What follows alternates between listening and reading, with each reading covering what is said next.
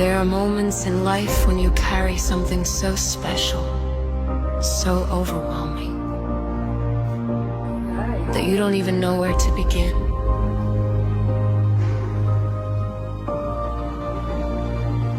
I've been quiet, not because I had nothing to say, but because I've been trying to understand everything myself.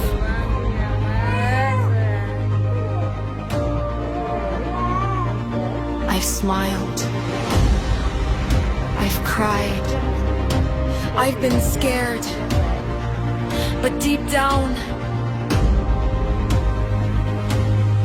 I've been grateful.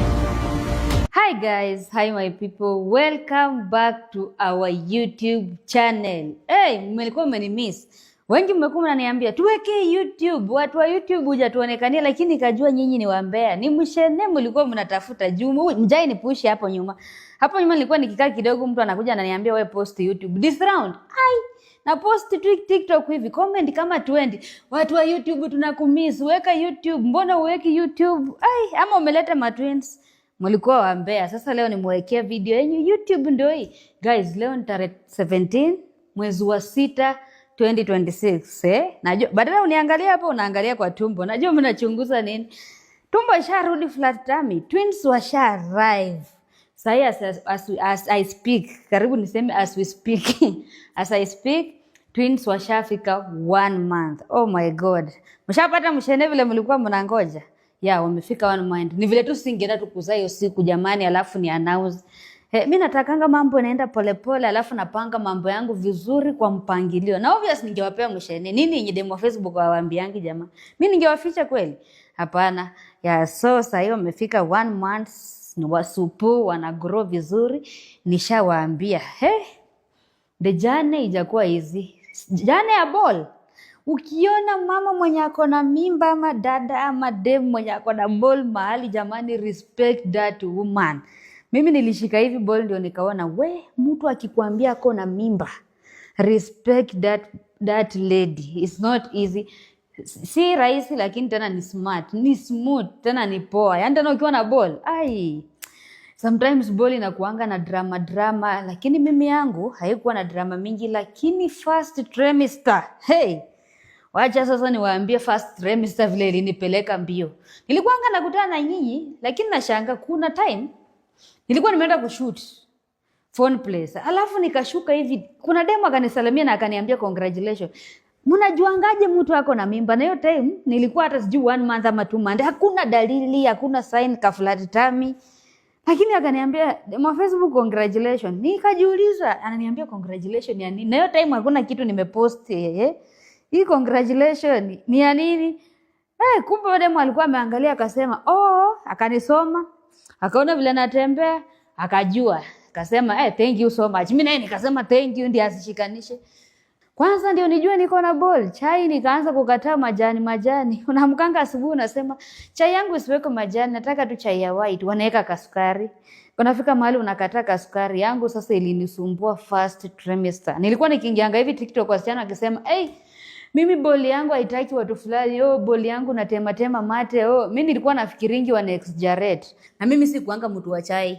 Unajua mimi ni mtu niamke maybe saa 4 nikule ka ugali ama ka rice, lakini chai wiki mzima chai na kunywa chai asubuhi saa 4 saa 8. Nikasema ama vile nimekuwa mature lady, maybe naenda nikichange. Hapana. Unajua ladies hakuna kitu kinatupeanga stress kama wewe unakuanga mtu unaenda period tarehe 24, lakini inafika tarehe 26 hakuna.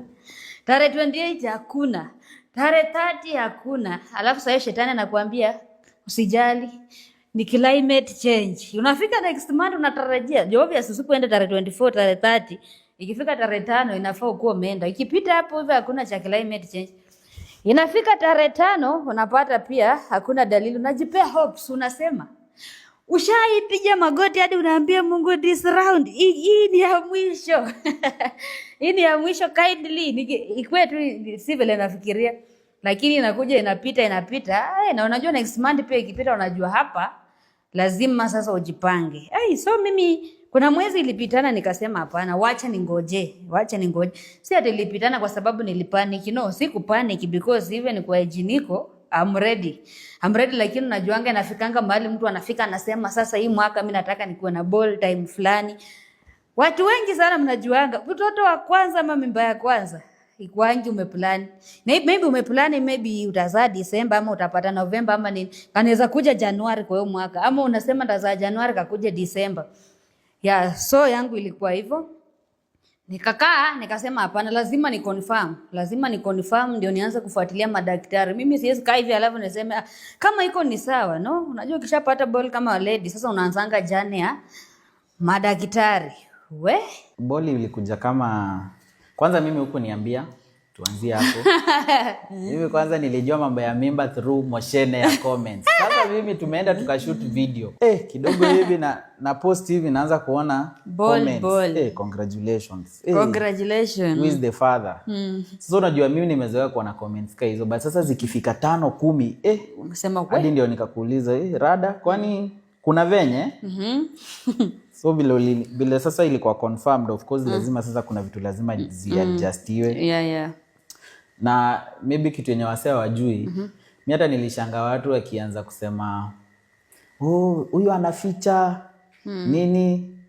Of course radio online watu wanasemanga ni kuficha, but haikwangi ni kuficha. Ni juu pia online inakwanga na pressure mingi sana. Juu that's why hata vile sasa tuliconfirm for your information, hata watu wako hawajue that was the plan. Initially vile tulidecide people shouldn't even know like ball iko like saizi ndio watu ilikuwa iko surprise tumekuja na watoto, ilikuwa tuende break kidogo watoto. But then kulikuwa sasa na issue moja. Hiyo time tulikuwa na job jobs zilikuwa zimefuatana. Tulikuwa na job ya KTS. Na sasa hiyo job ya KTS ilikuwa ni job ya activation, so lazima ukue kwa ground. So December, na hiyo job ilikuwa ya December, January na Feb. So December tulimanage. December tulienda tukafanya hizo activation, tuka-improvise. Tukacheza na dera. Tupige dera. Na 3D. Hadi tulifanya event. Tulienda hadi ukapiga event huko, tunacheza na 3D huko, watu wanadhani ni trend. Ni trend, si trend, tunaficha white. Watu wanadhani ni trend lakini ni eti tunacheza chini. So ya December ilikuwa successful, hiyo tulimanage. But sasa tukapigia hesabu. By the time inafika mwezi wa pili yenye sasa tunafaa kwenda kupeana hizo manini, of which bado nilikuwa na feel it was a bit too early. Juu najuanga ile pressure inakuanga online. But sasa hatukuwa na option. Juu time sasa hata hadi tukaenda tukanunua dera zingine oversize wapi. Alafu unajua baridi ikipiga na vile mimi wanijipi. Sasa baridi ikipiga kaka nyoka kameshiba. Inajichora. So tukadecide tukasema maybe it's time to announce. Unajua sisi tumezoea like by God's grace like vitu zinaendanga tu viral. Lakini hiyo ilinishtua. Hiyo ilisumbua vibaya sana. So after tume-announce, of course, kwanza actually tuli-announcing on Friday, juu hiyo job ya KTS ilikuwa inaanza on either Saturday ama ni Sunday. Ndio tuli-travel kwenda Meru. So tukaenda tukapiga hiyo. Sasa ishakuwa public of course. Na after hapo vitu zilikuwa poa. Hapo nikajua sasa welcome to motherhood. Demo wa Facebook, karibu sasa kwa mama demo wa Facebook. Sasa vile nilijua hivyo, akili yangu ikasema sasa hapa nao unaanza kuchange mind. Hapo tu vile ushajua yes I'm pregnant, unaanza kuchange mind. Nikakamba kama 2 days. Nikafanya research, the best OC, obvious privacy. Na bure nyinyi ningekuja mahali mko mngeanza kulichunguza mapema, mngeenda kuuliza daktari, "Mwa Facebook ni mgonjwa nini na vile anakuanga active?" So nikaanza kufanya research, hospitali gani, nikatext wasanii kadhaa. Kuna tu wasanii nilikuwa na watext lakini hawakuwa na radanisha ile ya kwenda mshene. Wewe vile ulikuwa na boli, ulienda kliniki gani na hiyo kliniki walikutreat aje? Wengi wakaanza kuniambia nilienda kliniki fulani wakanitreat aje, nikasema na privacy. Jio time naye singewarauzia, lazima nifiche. Sasa nikapata kama wasanii 3 walienda kwa same, na unapata yule msanii anakuambia unajua mimi hata boli yangu watu walijua nikiwa 7 months June announce, wengine walikuwa 6 months nili announce ni private. Nikasema sawa, mimi ndio huyo. Nikafika kwa nyumba tena Adasa akanipea mshana akaniambia Ushaiona kina nani wa Jesus wakiwa osi wenye waliendanga, nikaanza kufuatilia kidogo, nikafanya research. Nikasema kwa hizi osi zote nimeona mahali wengi wasanii wameenda, nikajipeleka. Hi guys, Hadessa John here. Nasikia mimi ndo plug wa guy na siku hizi mnaniita hivyo. Kwenda hizo clinic. It's been a journey. Na pia kwangu imekuwa ikini-educate cause I've been there all through. Nikienda nikapata daktari, nikakutana na daktari akaniambia, nikimwambia lazima tupime ndio tuanze jane sasa ya makliniki nini. Nikaenda nikapima kwanza pressure. Alafu weight yangu inakuanga 46. Sasa hiyo time nilienda ika-add. Sasa imaanisha ka 2 months hapo nime-add niko 47. Tukienda tukapima boli iko pressure kila kitu, wakanipima ugonjwa yote. Ushaika hivyo si wanakuambia tunapima ukimwi, tunapima pressure, tunapima sukari, kila kitu. Lakini unajua una shida hata na pressure na vitu zingine. Kuna ka ugonjwa yenye tunaogopanga na hata wewe ufanyangi soma vitu lakini unaogopanga. Na uso daktari tunapima gani? Lakini nikamwambia daktari ni sawa, hata itakuwa ni vizuri, nimekawia bila kujua hali yangu. Wakaleta nikamwambia daktari hata nipime kila kitu, at least nijue pressure ya mwili yangu, ugonjwa wa sukari na kila kitu. Kupima kila kitu ilikuwa sawa. Ndio daktari akaniambia sasa tutaanza clinic. Tunaanza clinic kila month unakuja. Nikaanza clinic. Nilianza kufuatilia clinic kwa sababu nilikuwa nataka kujua tu vile mtoto anakaa kwa tumbo, anaendelea vizuri, scanning nini. So nikaendelea na clinic.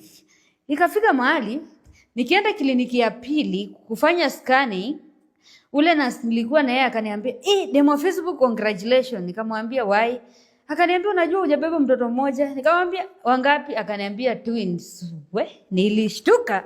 2 na vile sasa mimi nikawa ni GB. Alafu najua hiyo time uko 2 months tumbo haijaonekana. Nikamuuliza mbona kama ni twins tumbo yangu haijakuwa kubwa? Akaniambia itafunguka tu by time.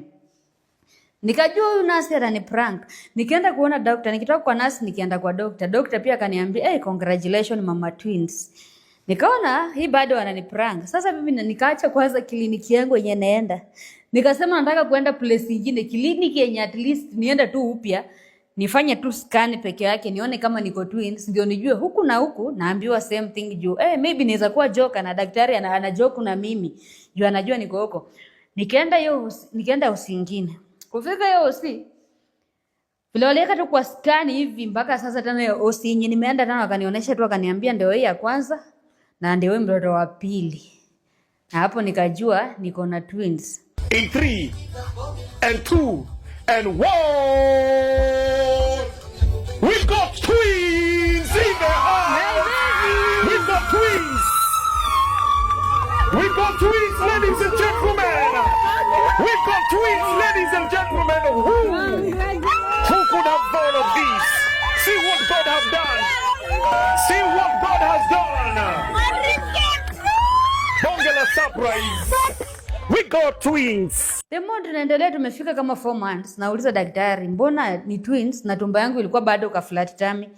Watoto wana grow kweli juu. Sasa hiyo mimi ni first time mother. Niko na hiyo pressure kwa sababu nikienda TikTok hakuna kitu kinachosumbuanga kama kufanya research. Google yangu kienda sahi kusearch 1 month pregnant. Sasa TikTok nilikuanga na search mtu wa 2 months pregnant ya twins inakaje, mtu wa 3 months pregnant twins inakaje, mtu wa 4 months. Unaangalia hivi unaona mtu TikTok ako na 3 months tumbo ishatoka. Mimi haijatoka.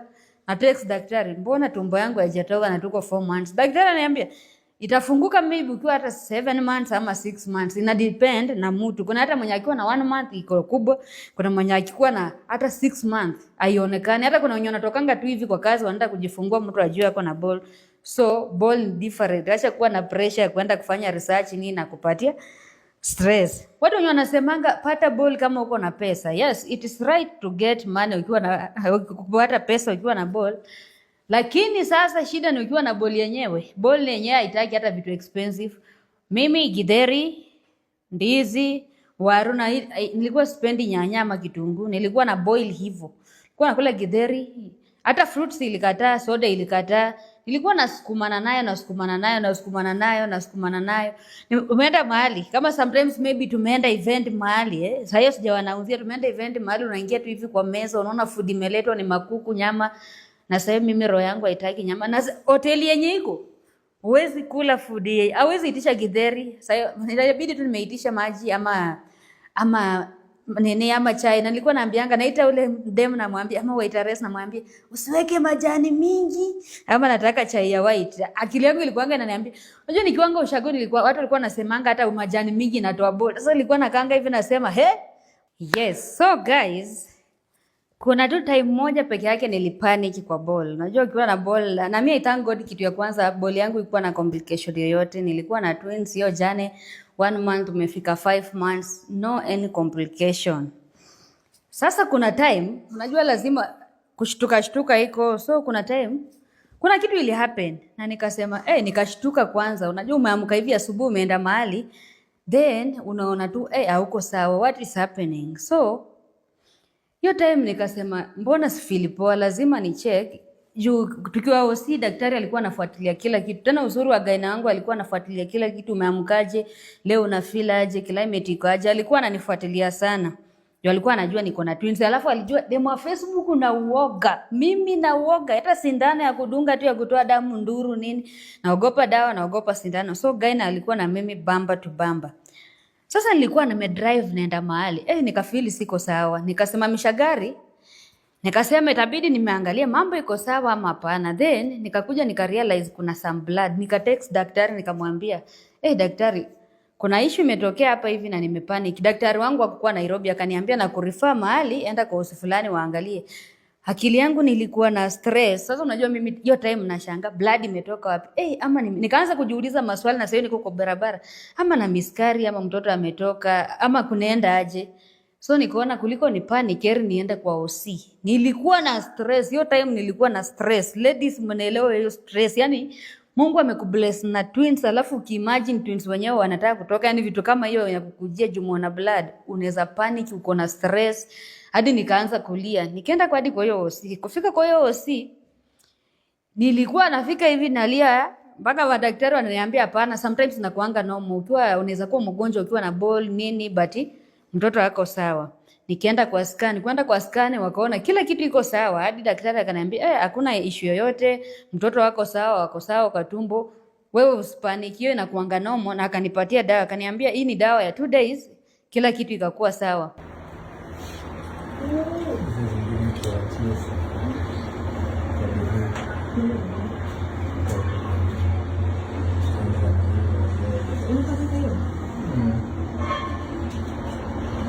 Nikarudi kwa hao tena nikatext gaina wangu nikamwambia gaina, mimi na feel tu nimeenda kwa hospitali lakini na feel bado siko safe. Naye akaniambia kesho kuja.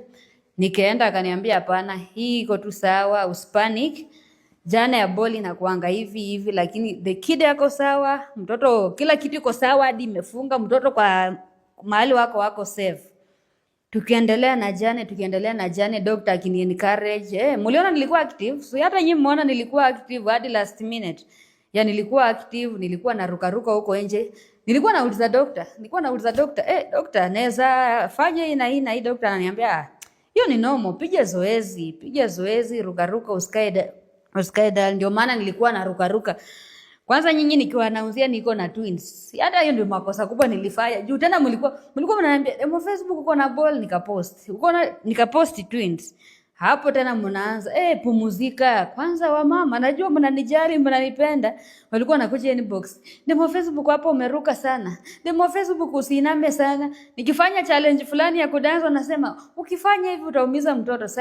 First time mad tena angalia comment nasema ama aliumia. Niulize daktari wangu ama nini. Sasa nyinyi mnaniambia nisiiname, mimi naenda kwa inbox ya doctor. Doctor nikiinama iko na shida. Doctor ananiambia hata mimi na kuwatch online. Na gaina wangu alikuwa ananiwatch online Facebook, TikTok, kila mahali hadi Instagram. Nikiweka video hivi kwa among top 5 anakuja tu ana like. Akaniambia hapana, hiyo ni zoezi, usipanic. Na akaniambia kitu kingine, sasa mahali imefika nisikize mimi kama gaina. Ukianza kusikiza watu wengi utakuwa na stress na utaanza kufikiria vitu zenye haziko. Nikamwambia sawa. Tukiendelea na journey ndio hiyo 6 months, 7 months. Sasa tukikaribia 8 months, stress yenye iliingia hata yaani mimi kitu nilikuanga na stress nayo kwa jani ya ball. Nilikuwa nafikirianga watazaliwa aje. Mimi mwenyewe ni muoga. Hadi naanza kuGoogle, unapatana na watu wengi, wasanii wengi nilikuwa na watext, mambo, wewe vile ulienda kujifungua ulijifungua aje? Mtu anakuambia mimi nilijifungua normal, mwingine anakuambia mimi niliprefer CS, na muuliza CS ni uchungu ama? Pia nikikuja hii pande nyingine nikiuliza mwenye alijifungua normal, na muuliza kujifungua normal ni uchungu, ananiambia ni uchungu but uchungu inaisha. Wa CS pia namuuliza kufanya CS ni uchungu, ananiambia hakuna uchungu, utapona tu, lakini tena ni uchungu. Nikakuanga tu na stress. Mimba kufika 8 months hapo hivyo stress ilikuwa imenijaa kwa sababu na imagine watakuja aje nje. CS na normal yote ni uchungu. Mungu Baba, watakuja aje nje juu mimi naogopa uchungu. Lakini nikajipea tu courage. Sasa kitu kingine yenye nikafikiria ni OC. OC mingi juu unajua watu wengi wamekuanga na wana complain. Mademu wengi walikuwa na complain. Kama nikiwa 8 months kuna my cousin pia alikuwa anazaa home. So alikuwa anazaa, ameenda hosi, wajamshughulikia, amefika hosi, amekaa, alileba for 3 days, hakuna madaktari wanamshughulikia. So kazi yangu nikaongeanga na yeye nini ilikuwa aje, akaniambia ukienda demo wa Facebook kama ni kuzaa, angalia tu hosi yenye watakushughulikia, watafocus na wewe. Juu akiacha pia ulebe ukae kwa ukikaa sana ama unaumwa sana, mtoto anaweza kuwa anataka kutoka time fulani, maybe madaktari wakushughulikii, unaweza kuwa na issue. Nikiimagine nimebeba twins. Mimi ndio huyo kwa Google. Nikaanza kusearch top 5 best hospital in Kenya. Nikapitia lakini unajua sasa shida ni bei. Zenye wanazileta hapo ni kubwa lakini zote ni smart. Nikasema siwezi enda kwa Google. Nikafanya research, nikajua si kama 5 hivi zenye ziko sawa. Sasa nikienda kliniki ya mwezi wa 8, ya mwezi wa 8, 8 months. Nikauliza my gyna, na prefer nizalie hospitali gani? Akanipatia option 5. Akaniambia kuna hizi OC ni poa na pia mimi tu ndio nitakuja bado kukuzalisha. Nikaanza kumuuliza hiyo OC iko aje, wanashughulikia mtu mbio nini? Akaniambia hizi OC ziko sawa zote. Wewe tu nikifika bei.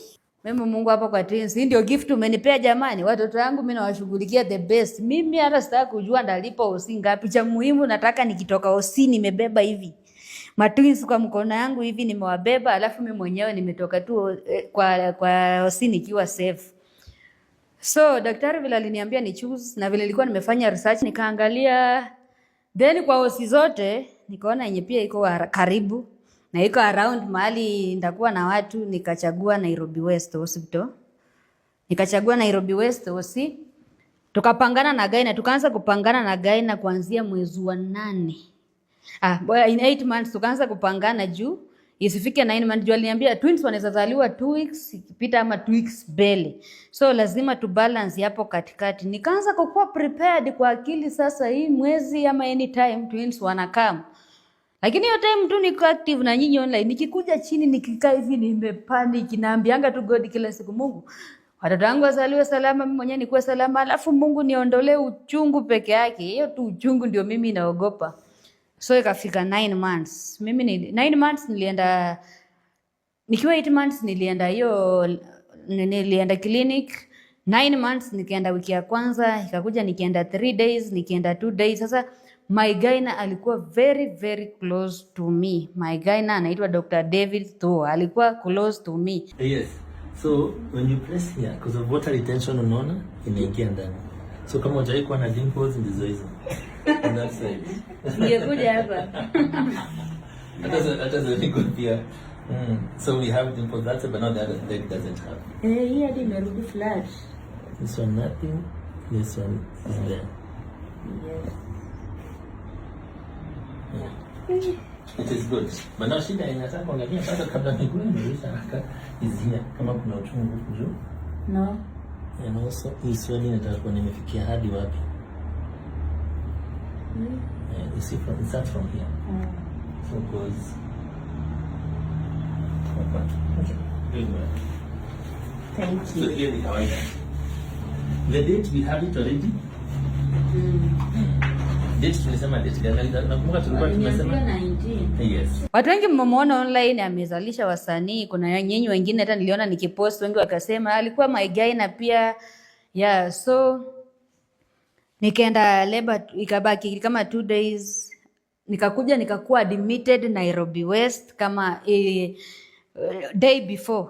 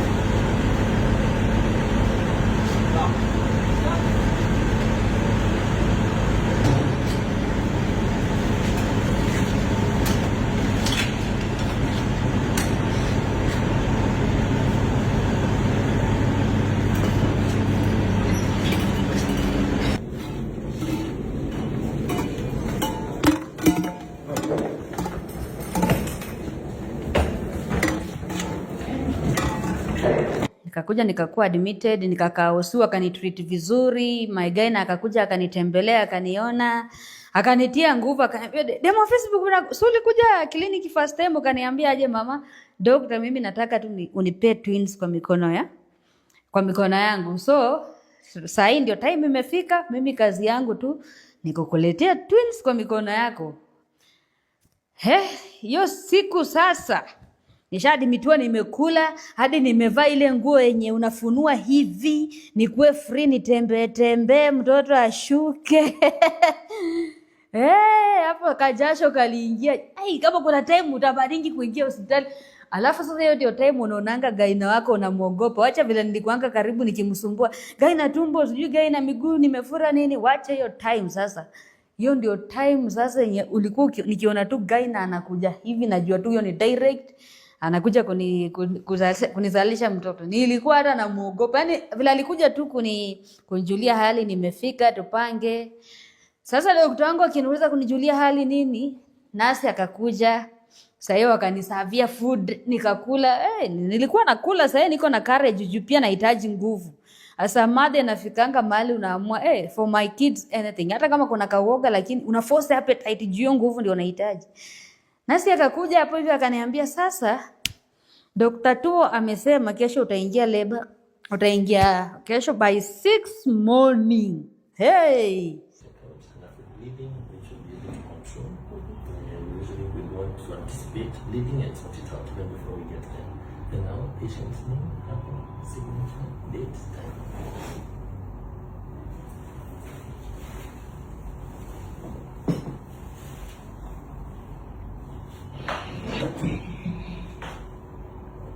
Ndio sasa matwins wanakuja kesho by 6 morning. Sasa ananiambia saa 3 ya usiku. Alafu hiyo siku saa ilikuwa inakimbia. Yaani vile nasi ameniambia saa 3 ya usiku. Baada ya dakika 10 saa 4 ya usiku, saa 5 ya usiku, saa 6 ya usiku. Nilikuwa nimepanic. Na kwanga napendanga kuomba, lakini that day I was serious. Nilikuwa serious na maombi.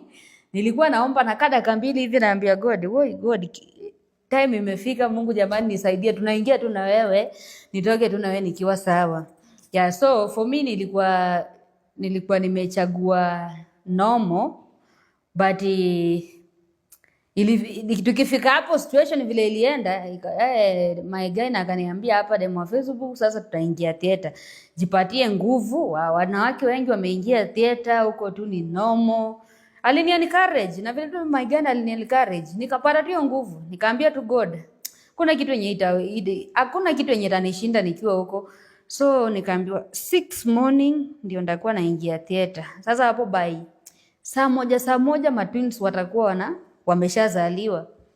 Ikafika hiyo asubuhi, hata sikulala usiku mzima, nilikuwa na kesha, najaribu kufunga macho haifungi.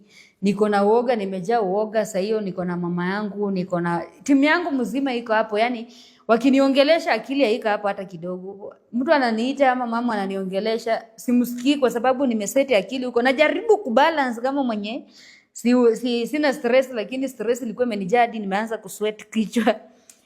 Asubuhi vile ilifika, my dad akaniombea tu, akaniambia my daughter, najua uko strong, utarudi. Nikatoka hapo na madaktari. Na vile watu wangu nilikuwa nao kwa room walikuwa wamepanic. Hakuna mwenye ningeingia naye theater. Jua ndio wangenipea pressure zaidi. Nikiwaangalia hivi hata mimi mwenye nangojea kuleta twins niko better. Nikasema hawa nao wamepanic kuniliko.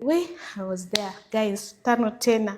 Adasa 5 tena. Yaani nilikuwa naangalia hivi, nashangaa huyu ni yule mtu tunapiganga naye moshene jamani. Like kwanza hiyo night ndo aende ajifungue. Tulikaa tunapiga story, tunafanya nini ndo feel tense, takwe tu relaxed. But time asubuhi docs walikuja hivi eti wanamchukua. Adasa nilikuwa nimetense. Huyu mtu anaogopa sindano. Huyu mtu anaogopa dawa. Mnaenda aje na yeye peke yake. But it was amazing, jamani. It was really amazing and we thank God for everything. Tukaingia kwa theater. Na vile niliingia kwa mlango ya theater nilikuwa very very strong. Hata sikupanic. Hiyo uoga yenye nilikuanga naye ya sindano. Hata nikidungwa sindano ya mgongo nilikuwa tu sawa, nikangoja. Nilikuwa napiga tu story na wale madaktari. Gaina wangu akakuja. Na hatukukaa sana. Kidogo hivi tu mimi naona na mtoto analia. Kwanza alilia. Lakini sasa akili yangu ilikuwa mbali, nikauliza daktari, huyu mtoto wa nani analia? Akaniambia ni mtoto wako na ndio huyu. Nikamwambia wakuja wakiwa wawili. Walileta mtoto wa kwanza, then akaenda na akakuja na mtoto wa pili. Nikamwambia ndajua aje ni wawili. Walete kama umewashika hivi, nione kama ni watoto wawili. Nakwambia vile niliona matwins hivi. Guys, hiyo pain na stress iliisha hapo hivi. Yaani nilitani hivi nikaangalia watoto wangu. Nilisahau uchungu na kupanic. I was very very happy. Yaani machozi ilitoka, nikaambia tu God. Yaani daktari vile aliniambia nikienda ndio hawa twins wamekuja. Alafu yenye nilifanya nikashukuru God na nikafurahia. Watoto wangu hawakuwa na any complication ati watoke hapo waende nursery. No. Walitoka tu hivi wakapanguza, ama sijui walioshwa, mimi sijui anafanyanga aje huko ndani. Tulitoka nao theater. Mimi nilikuwa natoka na ile bed yenye iko na matairi. Alafu watoto pia wameweka kwa bed yao mbili. Yaani nilikuwa nikitani hivi nikiona watoto. Hiyo feeling jamani.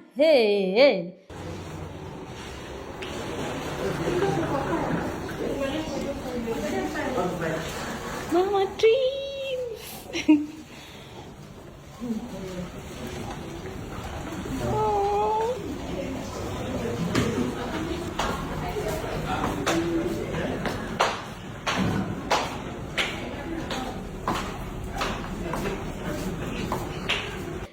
Nilifurahia, nikafika nikaambiwa usipanic, ngoe tulia, lala, relax, hiyo sindano ishaishe kwa mwili. Sindano ikishaisha kwa mwili, utakuja uone watoto baadaye. Lakini sasa akili yangu inataka tu watoto walie kila time. Nimefika hapo nimerelax. Sasa hii side nyingine imekufa. Lakini hii side ya juu bado niko sawa. So walikuwa wakilia nikiwa kwa room, mimi tu nataa na kichwa narudisha. Naona vile watoto wangu wanalia. Naona tu vile wanalia. Juu nakumbuka nikiwaona nilikuwa huko kwa theater. Vile sindano iliisha. Nilikuwa nabambana kuamuka hivi. Kitu ya kwanza vile nilisimama, nilienda nikaangalia watoto wangu hivi. Guys, the pain, yani nilisi pain imeisha. Yani nilishukuru Mungu juu nilikuwa nimetense mbaya. Nikashukuru Mungu matwins wangu walikuwa safe.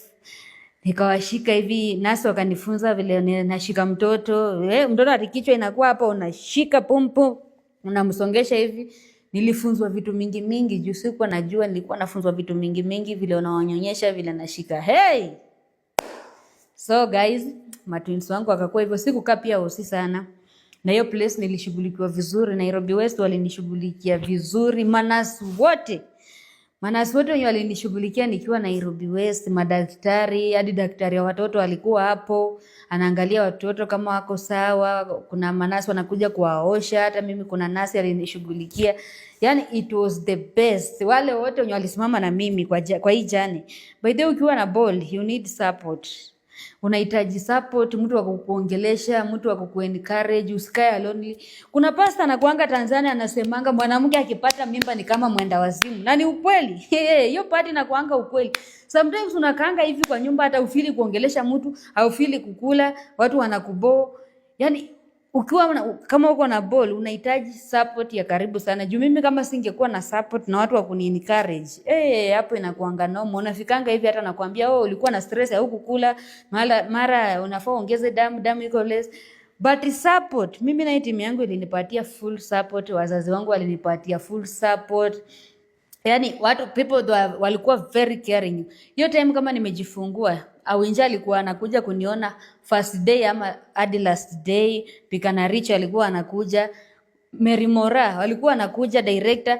Yani walikuwa wanakuja kuniona hadi mpaka na feel siko alone. Yani wanakuja wanapiga na mimi story hadi unasahau hiyo uchungu imeenda.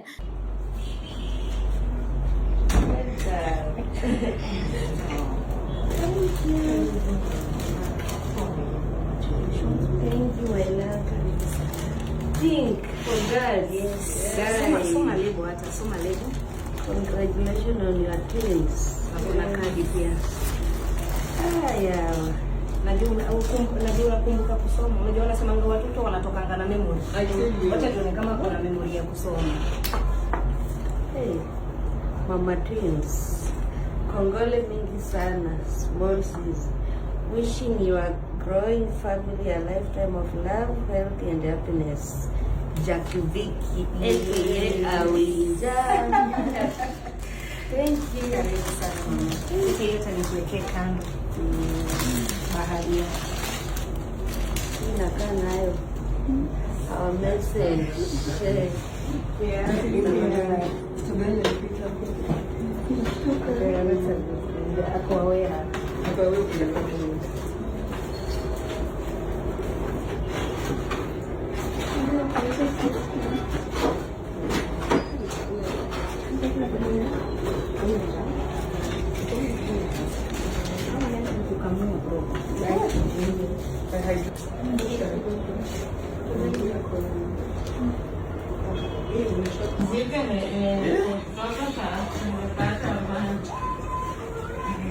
Yeah.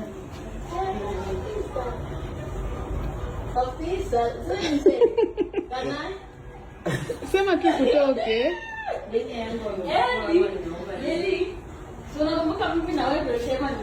So nilikuwa na hiyo full support. Mimi nikakutoka nikiwa safe, watoto wangu wakatoka wakiwa safe, no any complication. Tangu nitoke kama sasa hivi vile 1 month ndio hiyo, sijai kuwa na any complication ama nipigie daktari, daktari niko mgonjwa ama nini. Nope. My twins naye wajai kuwa na shida yote, wako sawa. Hey, na we thank God. Nakwambia hakuna kitu mzuri kama uone watoto wako hivi na macho mbili unaona hivi. Hey, Mungu ni mwema. So guys, now I'm new mommy in town. Bado nimejifunza, lakini tangu nipate mimba na nipate twins nimeanza kupata akili sasa. Kuna vitu kama mzazi sasa unaanzanga kupanga. Once ball imekam, majukumu huwa ina shift from this side inaenda this side. Kama hujajipanga tu vizuri kama mwanamke, inaweza kufail. So vile mimi nilipata ball, nikaanza kusema hapa sasa pia vitu zingine zenye nimekuwa spend unnecessary nakata, kwa sababu mimi watoto wangu I want them to live the best life. Mimi mwenyewe I struggle. Nilingangana, struggle. Mimi sitaki watoto wangu watoke in a poor background. Mimi nilitoka in a poor background, nataka watoto wangu watoke in a rich background. So inafika mahali unaanza kukaa uko na ball. Jio time ukienda private clinics hizo kupima nini hizo kuna kitu unahitaji, umepata emergency alafu after hapo majukumu ya watoto ni siku ya kwanza hadi yani vile umepata boli majukumu inakupigia kuanzia hapo hadi mwisho. Jio time receiving set ya twins inafaa ununue receiving set mara 2, kila mtu na yake. Lazima tu ukue financially stable, umejipanga tu vizuri, mentally uko sawa, spiritually nini, lakini finance make sure tu hapo umekafunga. Haki kusema ukweli si kwa ubaya, lakini mtoto akujangi na sahani yake. Hiyo ilikuwa wahenga na wahenga walienda wakaendanga. Mtoto anazaliwanga sahani ni wewe ikiwa kwa bangi yako. So ndio mtoto akuja na sahani yake. Jipange vizuri tena, usikue burden kwa friends. Umefika usia ama uko wapi unapigia friend unamwambia niwekee emergency jalipa hapa na hapa. No. Unakaa tu vizuri unajipanga. Mimi nashukuru tu Mungu. Hiyo time tu ilinipata pia niko sawa na nikaendelea kujipanga. Sasa vile nilipata tu hivi sasa hiyo niko na nguvu bado napiga kazi. Nikasema pake hii sasa si ya kutumia hivi. Juu itafika hiyo time nda relax. Na ukiangalia hii time ya ball ilifika mahali nimerelax sana. Nini nashughulikia tu mambo ya OC na kila kitu kwangu imekuwa successful. Mmekuwa na maswali mingi, wapi director? Leta director kwa kamera. Director wetu alienda wapi? Mnajua aje hata ako na familia? Mnajua aje ako busy? Mnajua aje? Sasa nyinyi mkisema wapi director? Na mnajua tu vizuri video yenye na post director ndiye anashoot. Yaani sometimes nashanganga na nyinyi. Ama itakuwa director akishoot mwingine sasa shoot director alafu tu post, but director huwa anakuwa most of the time mnasemanga wapi director hadi inabidi kwa backup TikTok tukiwa site na post hata nikiwa na director wetu wako ni vile anakuanga behind the scenes sana, juu anajiamini, is very handsome. Jamani, huyu ningemwanika kwa kamera surely tungeendelea na kazi. Nyinyi muangalieni hivi. Tungeendelea na kazi jamani. Si mngekuwa mshaingia inbox mmesema director can you direct me? I know you guys. Yeah, so director yetu ndio huyu leo nimemleta kwa kamera. Atatuambia anakuanga wapi mwenyewe. Alafu ako chonjo, ako sawa, kazi inaendelea fiti. Nyinyi mkiona kazi inaendelea mjue director ako. Mr. Director. Yes. Wamekuulizia sana. Kwanza kuna dem. Director. Kuna siku nilisema director is married, alikasirika vibaya sana. I was joking. I was joking guys. Kila siku director. Unakuanga wapi by the way? Nakuanga. Wama ukuangi kwa brand yetu. By the way unajua hata mimi naonanga hizo ma comments hadi nashangaa. Hadi kuna siku nyingine hapa Dasa amepost video alafu watu wanasema welcome back. Where was I? Me, I'm the one you need to welcome me back. I've always been here. Ni vile sasa unajua kazi pia ikikuwa mingi. Inabidi tu focus. Kazi ilikuwa mingi. Hata guys, hii duration kwanza ya ball. Hamungeona director man. Alafu kama kuna time ya gender reveal hakukuwa Nairobi. Kwanza yeye waliniokota kule inbox. Wakasema una miss aje nini kama hiyo. Hakukuwa Nairobi, alikuwa ameenda kushoot. Kazi hiyo time mimi singeweza kutravel. Ilikuwa inabidi director ameenda hadi Ushago. A shoot ndio arudi. Gani nyingine hukuwa. Kuna time inafikanga director anaenda kazi nyingine. Unaonanga hata sometimes maybe nimeenda event mahali na Dasa ama niko na Dasa mahali. Hiyo time director akuangi Nairobi, anaendaka mahali ama yuko hiyo time Nairobi but ameenda kikazi. Time ya gender reveal alikuja. Wapi director? Sasa unajua tu pia alikuwa na post behind the scene. Waoneka kama ni wewe shoot, you are nowhere to be. Wanasema director ako wapi? Director wangu alikuwa anapiga kazi hiyo time. So kazi ilikuwa imejaa. But hii time ya mimba umekuwa na kazi? Ilibidi. Kazi ilikuwa mingi. Ilibidi. But of course nilikuwa na issue moja na of course ilikam kutana out kwa like my fears zilikuwa za ukweli. Juu nilikuwa na feel the earlier we announce it itatupiga pressure. Ukweli. Especially pressure yenye sasa imefika ya kwani uzai? Kwani hawa watoto kwani ni ndovu? Kwani mimba yako ni ya 36 months? Imagine. So but issue ilikuwa juu sasa watoto ni twins na ball ilianza kuonekana hapa around Jani kienda kuisha. Na hiyo time ulikuwa kama ni around 6 months hapo, ndio? So mimi najua online 1 month ni duration kubwa sana. Especially sasa kwa watu kama sisi wenye you post every day.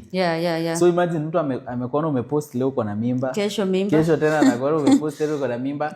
So by the time inafika hata 3 weeks peke yake, huyo mtu ana feel ni kama umekaa na umekayo sana. Sasa imagine kwa hiyo duration uli announce ball ukiwa na 6-7 months for only those 2 months. Watu wana feel umekaa sana. Na sasa nilikuwa na shuku hiyo kitu itakama up. But I guess hiyo tu ndio ilikuwa the only challenge. Na of course tulikuwa tunajua hata even after me give birth hatutai announce immediately. Sasa hiyo hata ikaongeza hiyo pressure zaidi. Hiyo pressure. Hadi ukawapostia twins. Yaani ikabidi tena tuambie hii mimba ni kubwa kwa sababu ni wawili. Sasa ilifika mahali wanaanza kusema kwani ni kubwa aje? Alafu kwa nimezaa. Tukawaambia mbona reveal tukua tupost hiyo time. Tukua tupost. So tukaweka ndio pressure at least ipungue, at least mtuelewe. Ni twins, lazima space ikwe. Sasa after wameka hiyo jamani tena mkaanza. Tena sasa kwani hawakuji? Kwani ni ndovu? Kwani ni nini? So hiyo pressure tu ndio ilikuwa hapo. But one thing, unajua watu sema kumanage a female artist ni ngumu ati juu ya moods, nini. Sisi hatuje. Okay, hata basi tuseme hizo moods basi najuanga kuzihandle, but ile to be sincere sijui feel hata tushaishindwa kufanya job ati juu ya moods ama juu umeamka ama juu ni dem, like kazi tunapigana. Sisi tunakuanga mabro. Tunapigana kiubradhi. Kazi ni mabro. Ikipigana ni kazi. Like hatujai kuwa na hizo issues ati leo sijisikii kushoot, leo sijisikii kufanya nini, kazi tunapiganga. But sasa hapa kwa ball, sasa unajua hapo lazima pia mimi ni balance sasa kazi. Ball. Hiyo ndio ilikuwa hectic kidogo juu. Pia Mungu ametubariki. You're one of the most endorsed brands. Ukweli. Kama hiyo time tukiannounce ball, tulikuwa na brands gapi? Kama 8. December tulikuwa na almost 10. On average tulikuwa na clients like 8 to 10 clients. 8 to 10, Na sasa hiyo inamaanisha workload yenye iko hapo. We are shooting almost daily, we are traveling almost daily. Mimi hadi nilifika mahali mamangu alikuwa ananienjoy jo. Yaani ananipigia hivi simu ananiuliza, leo uko wapi? Leo uko wapi? Jo amezoea ananipigianga leo namwambia leo niko Kitale, kesho ananipigia niko Kisumu, kesho niko Meru, niko wapi? So we were that busy. And then sasa ndio hii ball imekam. Sasa how do we, na sikuwa willing kuanza kuhave hizo discussions na client. Yeah. Sasa pia wao tulikuwa wako wanajua haki. Tumeenda tunakula na clients anasema demo face mbona ukuli nyama? Nimezoea greens. Nikukula healthy na kata weight. So hiyo discussion sasa sikuwa na feel kama nilikuwa willing kuanza kuhave hizo discussions. So but plan yetu ili work. Tuliamua tutashoot in bulk. Si tumeishi kuwa na content bana. Mimi na nilikuwa najua na twins, nilikuwa najua ndaenda break. Na 5 months na twins. Sikuwa hijua ndakuwa strong hivyo kama naweza shoot. Hata sielewangi what happened. Tulipiga. Nilikuwa najua tu ndaingia break. Nikamwambia tu director, hii 5 months yani nipe tu break nilale nikiamuka. Lakini mimba iko miezi 8 but bado tunaipiga. Hadi nakuuliza uko sawa? Twende. Hadi najidrive hiyo tunafika. Yeah. So tulipiga na I thank God out of clients wetu wote hakuna client hata mmoja alidrop. Hakuna. Tumeshindwa kudeliver. Yeah. Like tulideliver kila job yenye tulikuwa nayo. Tulipewa na hadi tukaongeza clients wengine wakakam on board. Na imekuwa poa. So na tena imagine clients wamekuwa nafuatilia hadi na shanga walikuwa wananipigia ma twins wamekuja wanaendelea aje, twins anapenda nini. Tumekuwa na hiyo uhusiano tu na Ijane pia wamekuwa na sisi. So pia wenye wamekam juu sasa unajua safari sasa imechange pia tulihave ku adjust vitu 2-3 kwa branding na nini. Tumeongeza clients wapya wenye wamekuja specifically juu ya ball. Ndio clients hao wanakuja tu kwa billboard mbili. We have new partners. Kuna Aware, Suban Baby Shop wamekam. Tulifanya campaign ya safe delivery ile ya Ewena. So like kuna jobs zingine kuna ingine tena yenye tuta announce very soon. So na pia wengine wenye sasa wanataka wakuje. Na sisi watu tuna deliver kazi yetu. Kama kuna kitu tunafanyanga perfect ni kazi ya client. Hatujai angusha client, tunaipost by time.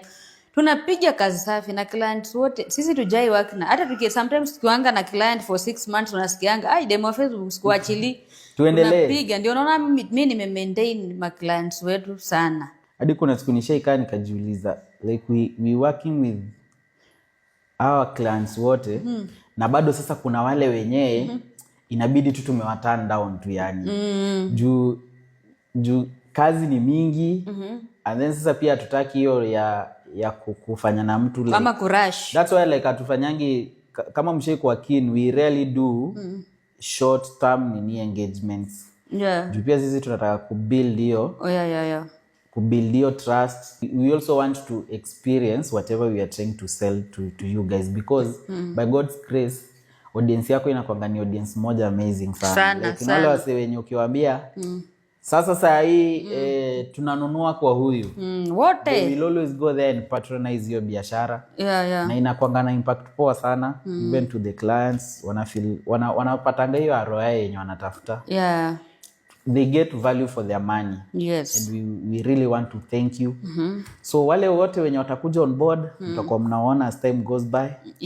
Na familia sasa inaenda ikikuwa kubwa. Mkuje kwa wingi. And in terms of content si hata nyinyi mnajua sisi kwani sisi tushaikosa content kweli? Hatujaikosa. Karibu niseme hatujaikosa pesa. Hiyo itakuanga slogan ya mtu. Hatujaikosa content. Content bank yetu ni deep. Kama saa hii like hatujakuwa tukishoot for the last 1 month. Na bado tumekuwa like hakuna time nimefeel your void. Na bado uko na zingine za mimba na usha announce. Hadi the last video sasa ya mimba tumeekelea leo as we are shooting this video. We still have content ya mimba. Na pia hiyo I guess hiyo tulisaidiwa na the fact that pia content yetu inakuanga bit unique. Hatufanyangi like trending things. Unajua trending inaendanga na wave. So sisi that's why kuna video like kama video tumepost ni leo ama ni jana ni video tulishoot sijui ni March. Sasa hizi tuko June and still makes sense. Na bado inakula. So pia hiyo ilitusaidia sana. Kuna wale wase wanauliza mbona ulificha hivyo like mbona kama ulizaa like si ungesema hiyo time umejifungua na hiyo story ishe. which is okay, but pia nimekwambia social media iko na pressure zake. Pia hiyo ingeanza tena ni pressure ingine. So we wanted hiyo time ya you just take your time, utulie, chill na watoto mbond.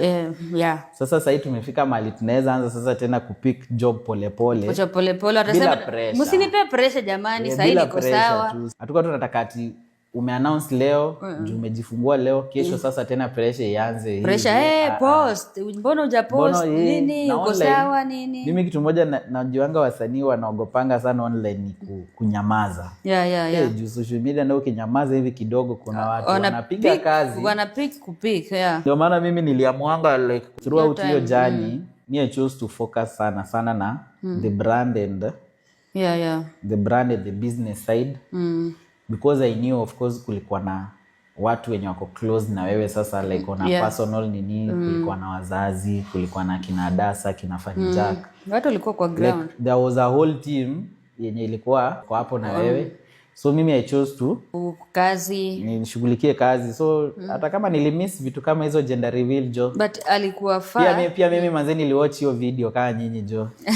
Aliwatch. Hiyo time tulikuwa na kazi ya Safaricom yenye alikuwa home kushutiwa, like ilikuwa inafaa kushutiwa na ni story inafaa kushutiwa ushago. So lazima na yote time najua singekuwa na travel long distance ama ni fly. Hata flight haiwezi. Canceliwa. So hata sijui kama wase by the way wali notice. Kwa hiyo ad yote ni Clara alafu mimi na hapo yeye alimalizia. Yeye alitokea hapo like mwisho 10 seconds kwa hiyo ad mzima. Lakini msiambie Clara nimlipe. So lazima tungeshughulikia vitu kama hizo, ndio pia kazi. Unajua pia ukiwa watoto kama wanakuja pia mahitaji ni mingi. Alafu income itulie kidogo, sasa hiyo ingekupea pressure. Inakupea pressure So, na sisi hatutakangi kufanya kazi na pressure. You know, director wangu ana go. Wanasemanga extra mile ama inaitwanga nini? So inafikanga mahali, you know, si tukijuana na Eddie, hatukujuana kama ati Eddie namleta kama director. Tulikuwa tunajuana kama friends. Tulikuwa tunaendanga mahali show, tunafika huko tunateseka, tunakaa hivi. So ilikuja na friend. So unapatanga Eddie is more kama brother than a director. So unapata anafanyanga kitu genuine, ama unapata kama kitu yenye hiyo time namwambia director hapa hivi sitaweza, niambia hapana, wewe unaweza tulia, mimi nienda nifanye kitu fulani, nitakuja nifanye hivi na hivi. Ndio maana most of the time unapatanga maybe nikienda mahali, hata nikienda kuchukua trophy, by the way nilikuwa wiki, nikamwambia director, hii niende kweli? Director akaniambia niko Kisumu but ndafika, nikifika tu asubuhi ndaenda hiyo event. Nikamwambia hapana, uko Kisumu, relax, hii niko na nguvu bado, ndaenda na Dasa. Sasa hivyo ndio tuna coordinate. Sasa msipe director wangu pressure. Mara kuna hii event hapa director akuje, mara kuna hii, mara akishoot. Sasa itabidi director anashoot, tunashoot advert, anajipiga selfie hapo mwisho. I'm here now guys, alafu tuna post. So sisi tuko sawa. Kila msana kuangana vile yeye utaka kuwork. For me, si feeling the need like kama kazi iko sawa. If the brand is shining, it means I'm shining, like literally. Si lazima nikae hapo nikishinda like let the artist be the face of the brand.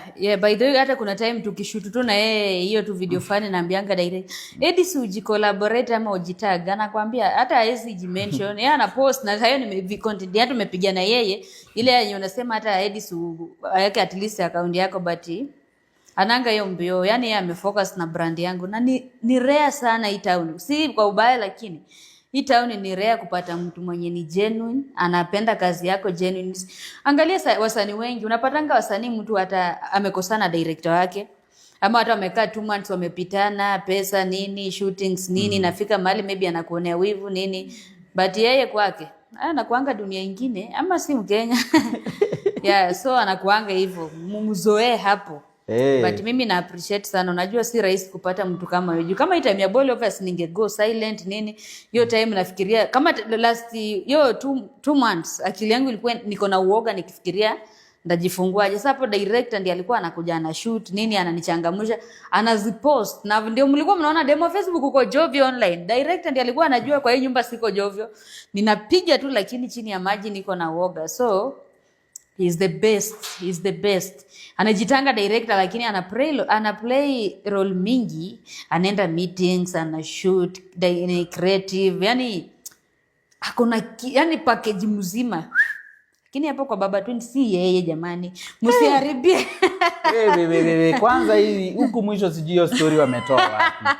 Walisema kuna mwenye alinitext akaniambia director alikosa gender reveal juu ni baba ya mtoto. Yawa. Kwanza hapa mwisho wazee wamenilemea sasa nilitumia hizo ma screenshot hadi nikamwambia iko tu sawa, ni sawa basi. Sasa nilipost sisi tuna joke. Wana joke na Eddie na nikisema my personal person yani ni mtu wangu very close. Hata nikikuanga na Kidana nikina Lendrix na waitanga my personal person.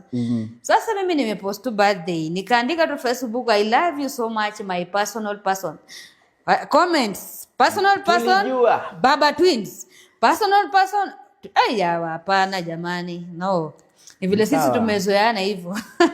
Sawa pia ni wangu. Vacant lakini vacant iko. Pia watoto ni wangu. So asanteni sana mazetu everyone mwenye ameplay a critical role kwa hii safari yote na brand in general. Asante sana to our clients. Thank you so much. Thank you kwa believe in the brand. Na kutupea hiyo space. Like hadi kuna clients walikuwa wanatupea freedom azana kwambia nyinyi mkipata time mtashoot. Mkini nini? Hata kuna mwenye alinipigia kaniambia umejifungua demo wa Facebook. Unaona kuna kazi natokea mwezi fulani. Utakuwa sawa mama? Namwambia ndakuwa sawa, ndakuwa active. Ma clients wamekuwa wazuri by the way. Clients wetu ni wazuri sana, wanakujali. Hadi unafika site anakuambia demo Facebook. Kaa chini kwanza, relax, kula. Tena tunarudi tunashoot. Yani wametutreat vizuri. Yani tunaomba Mungu tuendelee kupata more clients kama hao. Na pia fans wamepost kazi yetu. Mimi naye nakuanga na Kenya sidhani kama kuna mtu wako na fans kama mimi. Mimi fans wangu hadi wanapost kazi zangu. Yani you people you are just amazing. Tunawapenda sana vibaya sana. Na tuendelee na hiyo moral. Asanteni sana yani. Na pia kila mtu like wase ni wengi like hatuwezi wa mention individually kina Dasa na the whole team Team Baby. Na unajua Team Baby wote wamekuwa wananiuliza. Unajua wengi walikuwa wananiuliza wanakuja hadi inbox kwa backup wanauliza Baby umezaa? Demo Facebook useme kama umezaa ndio tujue kama tutabaia watoto nguo. Tunaweza bai nguo ya mtu mwenye amezaliwa. Kumbe watoto wamegrow. Hadi wengine walikuwa wananitumia tu wananiambia mama fanya hivi. Siku watoto watazaliwa juu hutaki kusema. Wewe utaenda uwabaie. Wewe enda uwabaie. Yani the journey imekuwa amazing na mafans. Mungu tu awabless na tuendelee na hiyo moral. Juu sisi nasi hapo kwa kazi hatuwaangushi. Sasa mimi nataka kucompete na ule goalkeeper kwa Instagram. Hiyo followers nataka pia tu by kesho ifike 1 minute. Rafika. In Jesus name. Yes. Content wise. Sasa I can assure you. Pia hiyo break pia ilikuwa poa. Pia mimi sasa tu zile vitu tuko nazo kwa store. Tunangoja tu Mama Twins tu ashike nguvu kidogo. Mimi niko na nguvu. Tutavuruga. Mimi niko na watu wa YouTube mlilia sana. So much is coming your way. Comedy. Like vitu tu mingi like pia litupea creative space kidogo tu. Unajua pia kama creative kuna time unafika unapatana kama creative blockage kidogo. So hiyo duration yenye pia tumekuwa break for like 2 months. Pia imeni I have so much for you. So subscribe. Kama hujafollow make sure umefollow. Kimbiza hiyo channel. Itakuwa mbaya. Asanteni sana guys. Tumejaa ngori. For the fans who texted, wengine hata ni close. Like ni mmekuwa too close, I can call you friends. Mmekuwa mna text naambia bado, sijui ngojeni, kweni patient. Sometimes tunacheza na mastika. I'm sorry, I'm really apologizing. Lakini singe disclose kwenu kama haija disclose, especially to my group. Nyinyi mmekuwa mkiniuliza nawaambia msinisumbue. So I'm sorry but it's here, our baby girls are here. It's now another amazing journey of kuwalea kuona wakikuwa wakubwa. I really want to thank Dr. Thuo. Mimi nilimwaminia hata kama simjui. Like kwa namuona tu nikamwaminia and he ended up to be the best guy ever. So thank you so much. I'm here. Kazi sasa tunaipiga. Kazi kwa ground, nimerudi online na maubad. Lakini before niweke video nyingine YouTube, nataka hii account ifike 300k. Hiyo itakuwa tu ni gift. Mniambie congratulations. Before andike congratulations Mama Twins. usubscribe, make sure umeshare kwa boyfriend yako, kwa kila mtu. Make sure imefika 300k. YouTube naenda kuichangamusha mbaya. Sasa niko strong. Anyway, my people, I love you so much and see you next time. Wacha niendeni ninyonyeshe jamani. Mimi ndio huyo nimeenda kunyonyesha. Bye bye.